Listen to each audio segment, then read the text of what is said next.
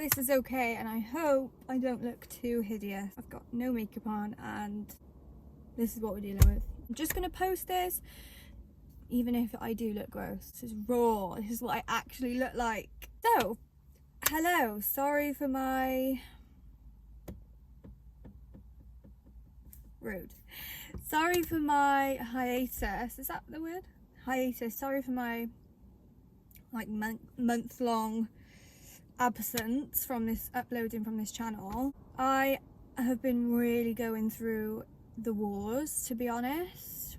I've been going through a lot and I've just really not been in the mental headspace to pick up the camera and start recording and post it. I have tried a few times, I did try a few times to record something like this and put it out.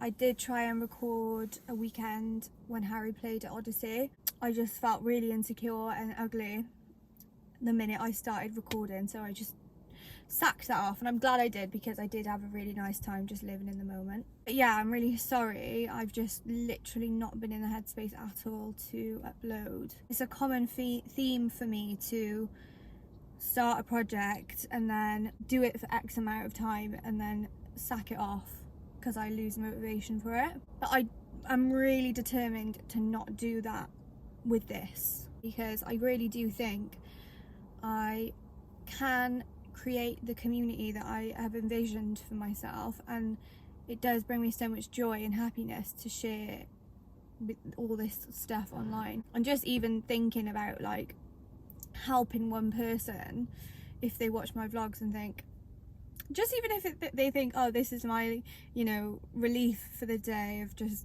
turning my brain off and watching this person's vlogs. I know that's a lot of what it is for a lot of people. I know I love to watch vlogs because of that reason, and also because I love watching what other people do.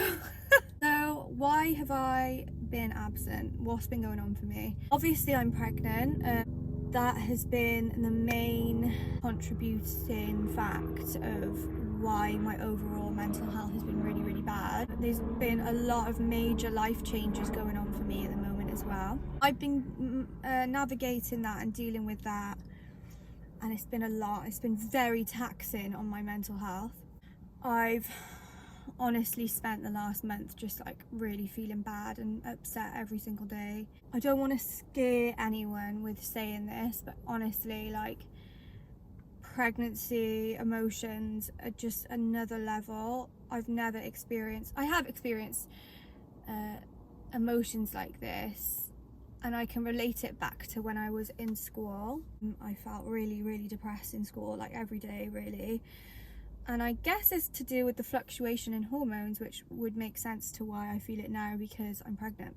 One day I'm really happy, or 1 minute I'm really happy and excited, and then the next I'm really down and really struggling.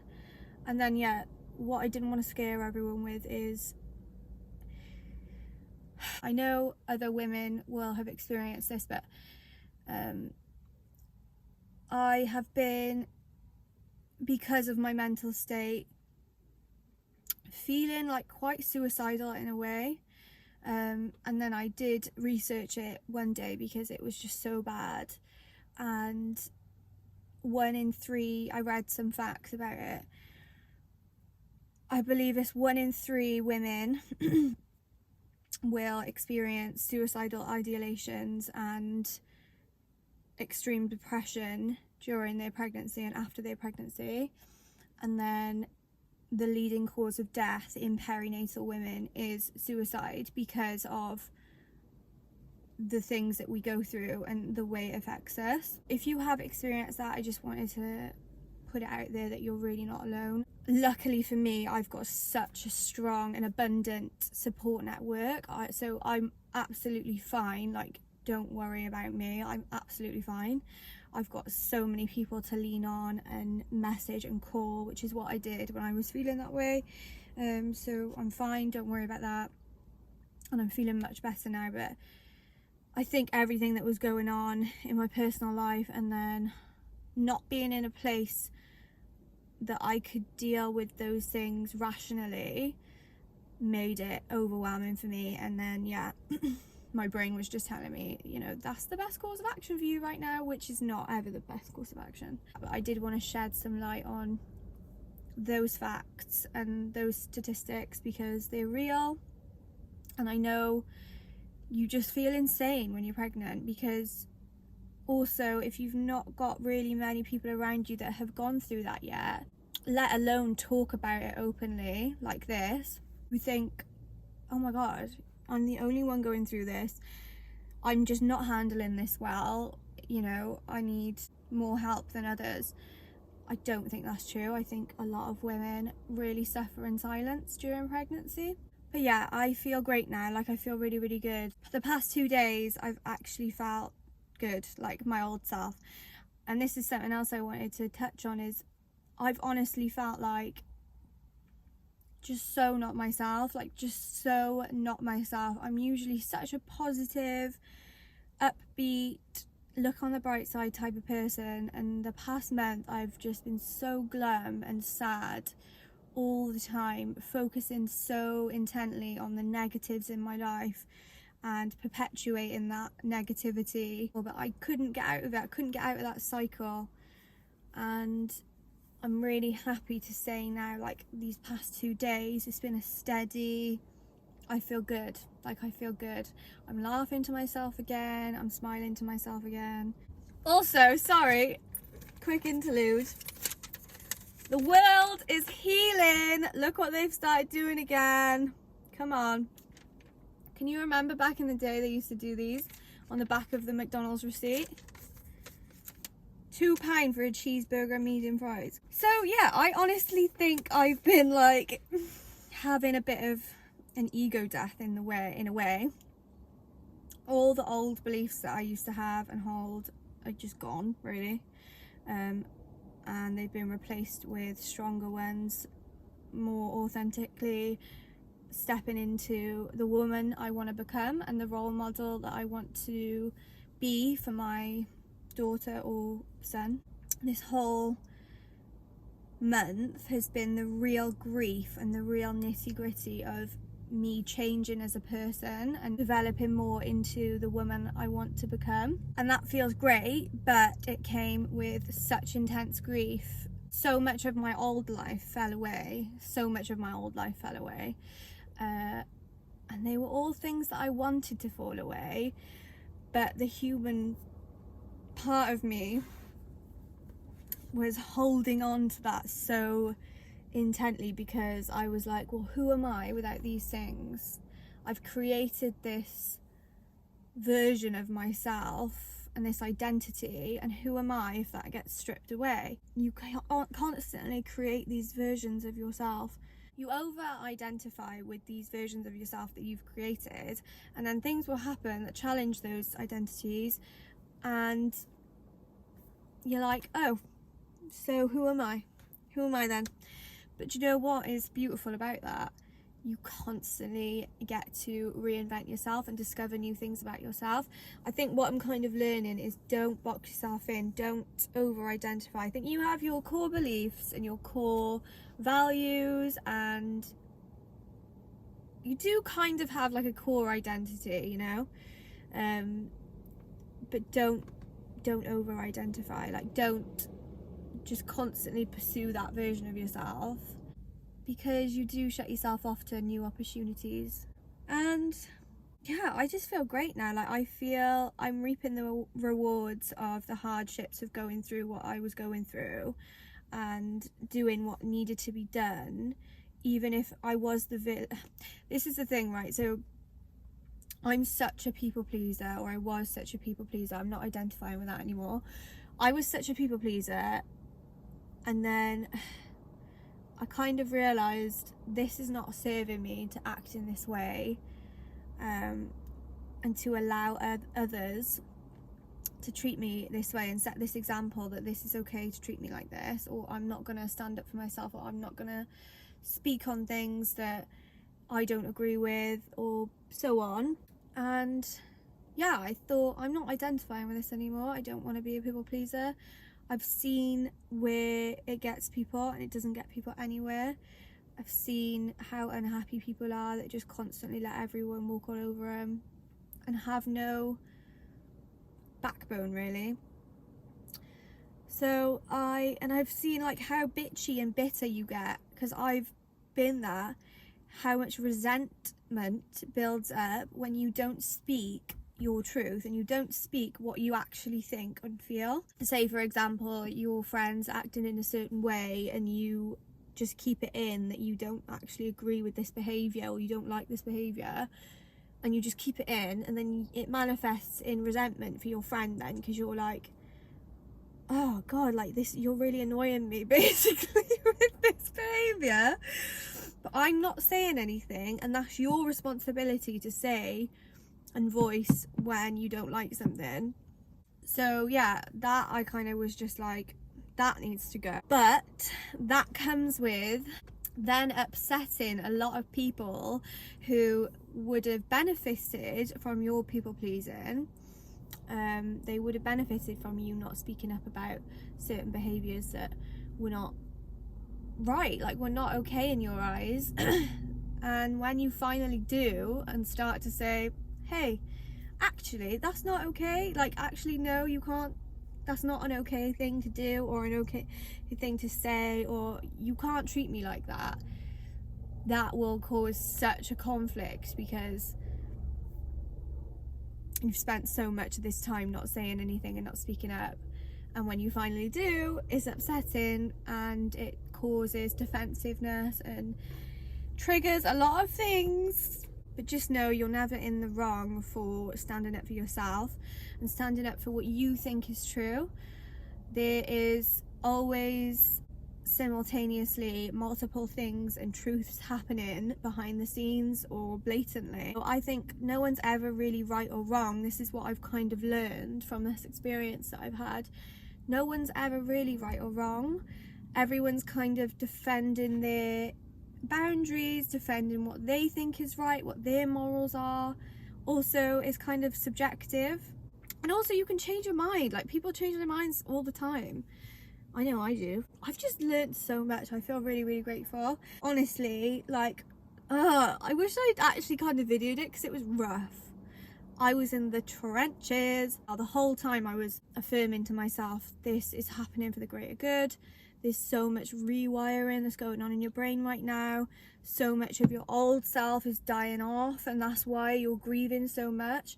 So much of your old life is dying off. You're really stepping into now who you want to be, or you're stepping into the next version of yourself, which is helping you get to who you want to be. I say get to who you want to be, I mean coming back to who you are, really. I've spent so long constantly trying to better myself to get to this version of, like, you know, once I'm this version, or I've done all this healing, I'm worthy of love, and I can be accepted and I can accept myself. But what I've really learned is you don't need to get to that perfection and that idea of yourself.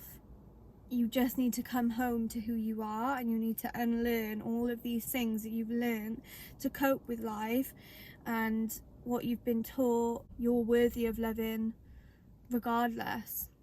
Like, you're not worthy of love once you've performed a certain act, or you've kept up an appearance for so long, or how beautiful you are, or how nice you are, how giving you are. You're worthy of love just how you are, and you're just a fucking human being, and you're learning as you go. Honestly, that has been so fundamental for me, is just accepting I'm a fucking human being. I'm not always nice, I'm not always kind, I'm not always patient, I don't always do the right thing, I don't always say the right thing. I'm a human being and I'm learning. I take accountability where I can, and I apologise where I can, even if it does take me a little while. That's also fine. You kind of have to battle with your ego. No one wants to be seen as the person who's in the wrong, if that makes sense, in the wrong. So you will battle with your ego to fight for that righteousness, and you can be ignorant to ways you've acted, ways you've come across. But I think as long as you're constantly reflecting, and you don't have to show people that you're reflecting, like, the work that you do is private to you, and you don't have to like put it on show for the world to perform and be, and this is again something I've learned because it was something that I was doing. You don't have to like show everyone like, oh, don't worry, I'm getting better, like, don't worry, I'm looking at this and working on this. You don't have to show anyone that. Like, you really don't. Just do it on yourself. Because then it kind of becomes performative again, and you're kind of doing it for the applaud of others, not for yourself, you know? And that was a hard truth that I had to swallow, is how much of what you're doing is for actually yourself, and how much of what you're doing is for the attention and for the approval of others, you know? Even if it's not directly that approval of like, oh, she's, you know, she's doing all this work. And that was hard to swallow, but I'm glad that I did, because now I feel that I have kind of let go of that a bit, released part of that need to perform.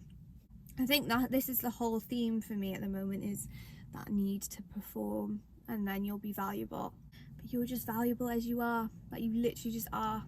Just as a living, breathing human, you're valuable and you're more than enough, and you don't need to do anything grand or even just perform in any way to hold value in this world. Like, honestly, you're fine. Yeah, all that's been going on for me, and it's been rough, to be honest. But I'm very grateful that I have the mindset that I do. I'm grateful I have the people around me that I do, that have supported me. My friendships now, oh my god, they've got so much deeper, and they're so much more important to me now. I think I really shut off that part of myself in order to protect myself. I didn't let my friends in as much as I could have. And now I feel I have, and I feel I really have been missing out on showing up for them and being there for them as well. And now I feel like I've let them in a lot more, and it feels really good. It feels really nice. I feel really connected and cared for and loved. I'm gonna get back into vlogging every week. I need to like exercise as well, but I just can't be arsed. Also, this coffee is giving me major anxiety. But hey, that's all I want to say really today. Thank you for being patient with me, and I hope I haven't lost your interest. I hope that me showing up in this more authentic way will draw more people in and make more people feel called to listen to me and what I have to say, because I do really think that this is something I'm meant to do. I've had so many messages, like this morning I did a reading, and it was all basically just like, do your vlogs, basically, like, get back into doing your vlogs. And they make me so happy, like, they really do make me happy, sharing this and my experience with you guys, whoever decides to listen and graces me with their listening ears. It makes me really happy. So yeah, thank you so much for listening, and if I do stop posting again, just bear with me. Like, I might just be going through something again. Always going through something. So yeah, just bear with me if I do have a break. But definitely this is something that I want to carry on for a long time. Thank you so much for being patient, and thank you for listening today. And I hope anything that I've said has helped you out, made you feel a bit better, relieved some sort of, you know, monologue that you had about yourself. Lots of love. Thank you.